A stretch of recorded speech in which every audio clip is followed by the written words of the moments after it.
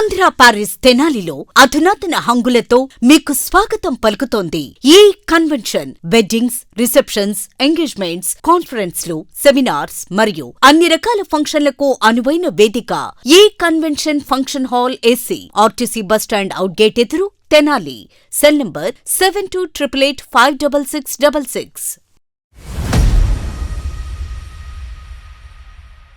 తెనాలిలో ఆలపాటి శివరామకృష్ణయ్య మెమోరియల్ ఒంగోలు జాతీయ స్థాయి ఎడ్ల బల ప్రదర్శన పోటీలు హోరాహోరీగా జరుగుతూ ఉన్నాయి. గత 4 రోజుల నుంచి కూడా వ్యవసాయ మార్కెట్ యార్డ్ ప్రాంగణంలో ఎంతో రసవత్తరంగా అయితే పోటీలు నిర్వహిస్తూ ఉన్నారు. ఎమ్మెల్సీ ఆలపాటి రాజేంద్ర ప్రసాద్ సారథ్యంలో ఈ పోటీలు అనేది కూడా ఎంతో కోలాహలంగా నిర్వహిస్తూ ఉన్నారు. పోటీలు తిలకించేందుకు అనేక ప్రాంతాల నుంచి పెద్ద సంఖ్యలో రైతులు, ప్రజలు, చిన్నారులు సైతం పోటీలకు తరలివచ్చి ఇక్కడ ఎంతో ఆసక్తిగా అయితే ఎడ్ల బల ప్రదర్శన పోటీలను అయితే తిలకిస్తూ ఉన్నారు. ఈ రోజు 4వ రోజు బుధవారం సేద్యపు విభాగంలో కూడా పోటీలు నిర్వహించారు. మొత్తం దాదాపు 10 జతల ఎడ్లు అయితే ఈ విభాగంలో జరిగినటువంటి పోటీల్లో పాల్గొన్నవి. మధ్యాహ్నం నుంచి రాత్రి పొద్దుపోయే వరకు కూడా పోటీలు కొనసాగుతూ ఉన్నాయి.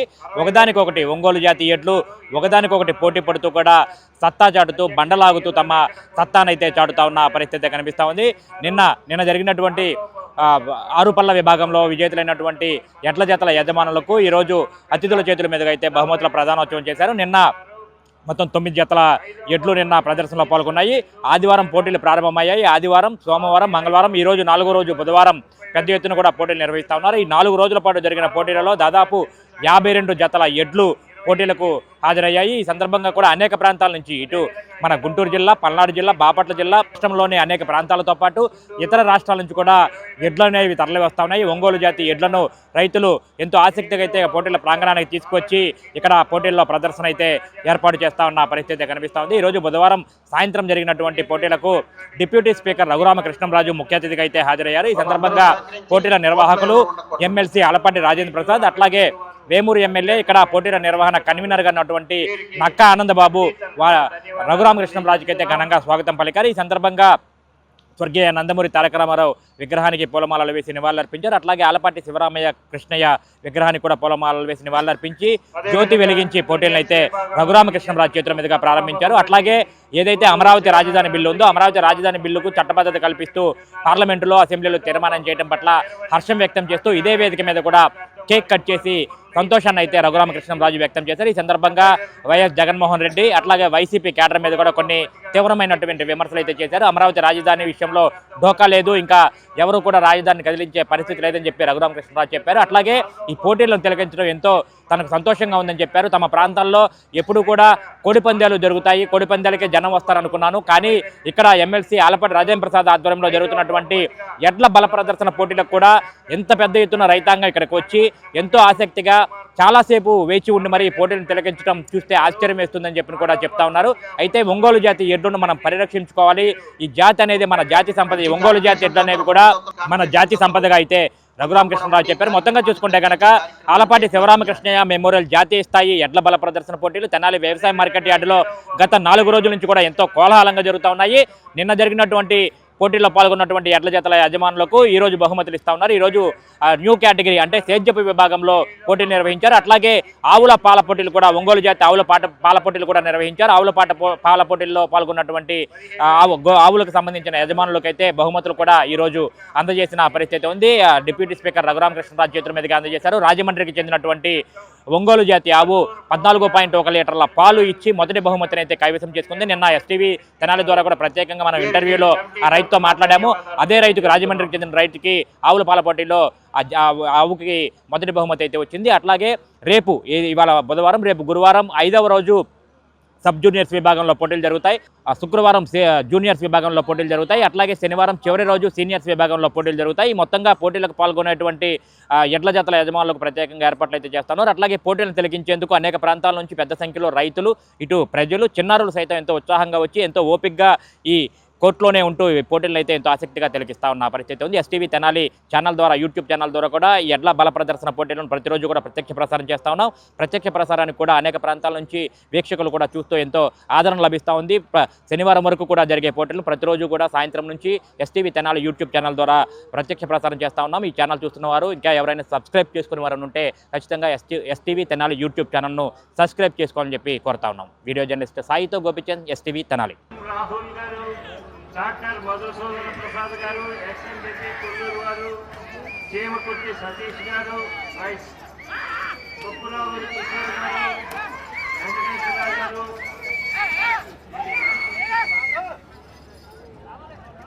పీజీ అమర్ పాల్ గారు, అరుసుమల్లి వెంకటేశ్వర గారు,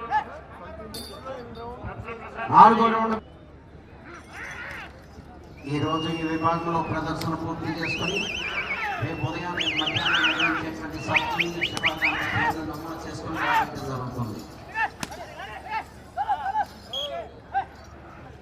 చేసుకొని డ్రాలో పాల్గొనాలి. అదేవిధంగా 3వ తేదీ జూనియర్స్ విభాగానికి ప్రదర్శన నిర్వహించడం జరుగుతుంది. 4వ తేదీ సీనియర్స్ విభాగానికి ఉదయం సాయంత్రం కూడా పోటీలు నిర్వహించడం జరుగుతుంది. 4వ తేదీ నిర్వహించేటువంటి సీనియర్స్ విభాగానికి 3వ తేదీ సాయంత్రం పేర్లు నమోదు చేసుకుని రాజేయడం జరుగుతుంది. కాబట్టి సీనియర్స్ విభాగంలో ఉన్నటువంటి రైతు సోదరులు 3వ తేదీ సాయంత్రమే వచ్చి పేర్లు నమోదు చేసుకొని డ్రాలో పాల్గొనాలి. ఇంత శివరామకృష్ణ గారి పేరు మీద ఇంత భారీ స్థాయిలో నేను మా కోడి పందాలకే జనం వస్తారు అనుకున్నాను, కానీ ఎడ్ల పోటీలకు కూడా ఈ స్థాయిలో జనం ఉంటారని చెప్పి ఎక్స్పెక్ట్ చేయలేదు. గతంలో ఎడ్ల బండితో ఈ పోటీలు నేను చూసా, కానీ ఈ రకంగా ఇటువంటి పోటీ చూడటం నేను మొట్టమొదటిసారి. నిజంగా ఆ ఎడ్లని చూస్తూ ఉంటే అసలు ముచ్చటేస్తుంది. చాలామంది తెలియక వీటి గురించి నెగిటివ్గా మాట్లాడతారు. అసలు ఇటువంటి పోటీలు అనేది లేకపోతే అలాంటి గొప్ప బ్రీడు మన కళ్ళ ముందు ఉండే అవకాశం కూడా లేదు. సో అటువంటి జాతుల్ని పరిరక్షించాలి అంటే నిజంగా మనకి ఆలపాటి రాజా గారు లాంటి వారు, అంటే ఆయన రాజకీయాల్లో ఉన్నారు, ప్రజాసేవలో ఉన్నారు, అయినా కూడా ప్రజాసేవ చేయడానికి చాలామంది ఉంటారు. కానీ ఇటువంటి పశు సంపత్తిని ఎక్కడో ఇప్పుడు మనకి సరైన బ్రీడ్ కావాలి అంటే సౌత్ అమెరికా నుంచి తెచ్చుకోవాల్సిన పరిస్థితుల్లో ఉన్నామని చెప్పి చాలామందికి తెలుసు. మరి అటువంటి జాతుల్ని పరిరక్షించుకోవాలి అంటే మనం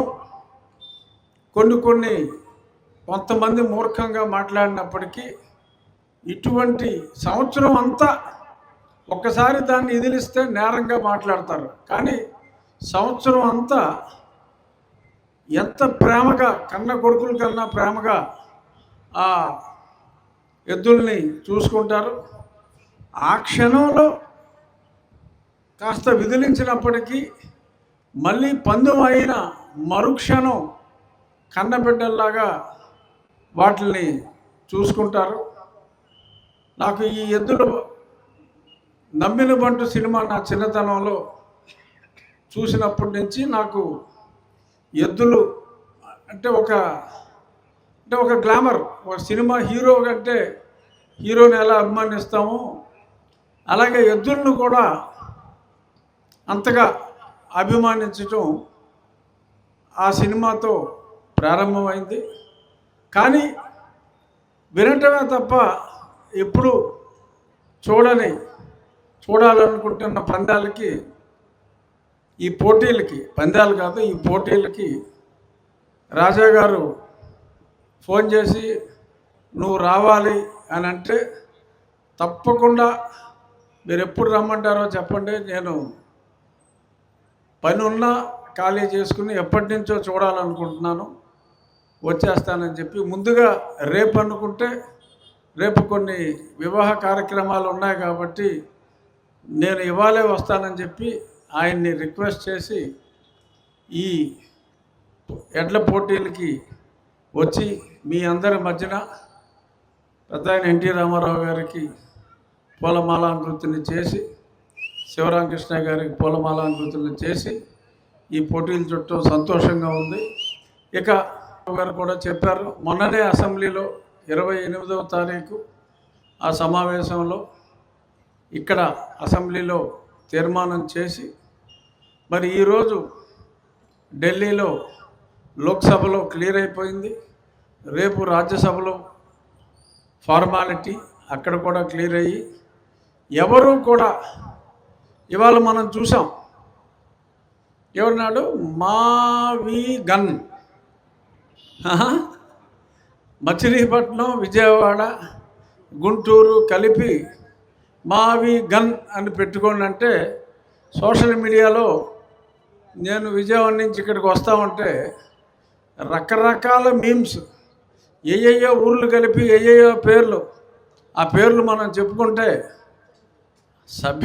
సభ్యతగా ఉండదు. కాబట్టి ఇలాంటి మావి గన్లు ఎన్ని మాట్లాడినా చెంప చెల్లుమనే విధంగా, నోరు మూసుకునే విధంగా ఈరోజు పార్లమెంట్లో కూడా నార్మల్గా అయితే అవసరం లేదు, కానీ కొంతమంది ఉన్మాదంగా ప్రవర్తిస్తున్నారు కాబట్టి ఈ చట్టం చేయవలసి వచ్చింది. పార్లమెంటులో ఒకసారి చట్టం చేసిన తర్వాత మళ్ళీ దానికి ఎటువంటి సవరణ చెయ్యాలి అన్నా మళ్ళీ పార్లమెంటులో అంతమంది సభ్యుల ఆమోదం లేకుండా చేసే అవకాశమే లేదు. సో కాబట్టి మనం గుండెల మీద చేతులు వేసుకుని ఉండొచ్చు అన్ని రకాలుగా. ఎందుకంటే ఈ మావి గన్లు మళ్ళీ వచ్చే అవకాశం కూడా లేదు. మరొక పాయింట్, అక్కడ మార్చాలి అని ఎప్పుడో ఎన్నాళ్ళ తర్వాత అయినా ఎవరికైనా ఎటువంటి ఆలోచన వచ్చినా కూడా రాజ్యాంగం పార్లమెంట్లో ఆమోదించిన దాన్ని తిరిగి ఎవరు ఏమీ చేయలేరు. కాబట్టి కొద్దిమంది సోషల్ మీడియాలో చూసాం, నాయకులు మళ్ళీ మేము వచ్చేస్తే మేము మార్చేస్తాం అని మాట్లాడుతున్నారు. అది కేవలం వారి అజ్ఞానం, అంతకు మించి ఏమీ లేదు. కాబట్టి ఎవ్వరూ కూడా వాళ్ళు మాట్లాడింది ఈషన్ మాత్రం కూడా పట్టించుకోవాల్సిన అవసరం లేదు. గౌరవ ముఖ్యమంత్రి చంద్రబాబు నాయుడు గారి నిత్య కృషితో, మీకు పక్కనే కదా మీరు చూసే ఉంటారు, గత కొద్ది నెలలుగా శరవేగంతో అమరావతిలో అభివృద్ధి పరుగులు తీస్తోంది. అత్యద్భుతమైన రాజధాని 3 సంవత్సరాల్లో పూర్తిగా మన కళ్ళ ముందు ఆవిష్కృతం అవుతుందంటంలో ఎటువంటి సందేహం లేదు. నిశ్చింతగా ఈ ప్రాంత వాసులు తెలంగాణకి ఒక హైదరాబాద్ లాగా మనకు కూడా రాబోయే ఒక దశాబ్ద కాలంలో అమరావతి అనేది ఒక అతి గొప్ప నగరంగా వృద్ధిలోకి వస్తుంది అంటంలో ఎటువంటి సందేహం లేదు. దానికి పూర్తిగా ఆ బీజం ఈరోజు మన దేశ పార్లమెంట్లో పడింది కనుక హ్యాపీగా ఉందాం. జై అమరావతి, జై జై అమరావతి. ముగించే ముందు మా రాజా గారు ఇటువంటి పశు సంక్షేమ కార్యక్రమాలు మరింత బాగా చేయాలని, ఇంకా ఎక్కువ మంది ఇటువంటి మంచి క్రీడల్లో, గ్రామీణ క్రీడల్లో పాల్గొవాలని మనస్ఫూర్తిగా కోరుకుంటూ తెనాలి వాసులందరికీ కూడా నా హృదయపూర్వక ధన్యవాదాలు.